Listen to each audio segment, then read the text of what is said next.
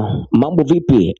Kama ndo kwanza unaungana nasi nikukumbushe tu bana, siku ya kesho kutakuwepo na game kali kulikweli. Young Africans anakwenda kukabana na TRA, lakini kocha wa Young Africans bana amefunguka vitu vingi sana siku hii ya leo kuhusiana na mchezo utakaochezwa siku ya kesho. So cha kufanya ni kitu kimoja tu, ungana nasi mpaka mwisho. Bonyeza alama nyekundu iliyoandikwa neno subscribe, kisha bonyeza alama ya kengele, utakuwa umetisha kinoma noma update zote kali za town pindi zitakapokuwa zinatoka bana, wewe utakuwa wa kwanza kupata notification. Langu jina ni Final Classic, mimi ndo mwamba pekee ambaye nakuwakilisha kila siku kila saa. Ungana nami mpaka mwisho. Ni kitu ambacho ameweza kukizungumzia siku ya leo bana, kocha wa Young Africans amezungumza kwamba bana, wachezaji wetu wapo salama na wazima wa afya. Tunajua wazi tunakwenda kukutana na timu yenye wachezaji wazuri.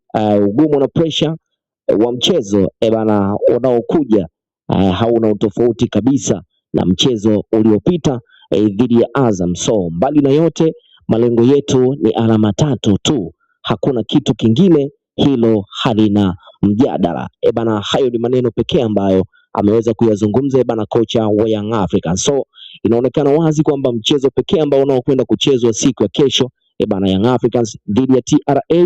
So mchezo utakuwa ni mgumu sana, utakuwa ni mchezo ambao wa kupasua kichwa bana. Nikukumbushe kitu kimoja tu bana, endelea kuungana nami Final Classic kwa kubonyeza alama nyekundu hapo chini iliyoandikwa neno subscribe, kisha bonyeza alama ya kengele, utakuwa umetisha kinoma noma.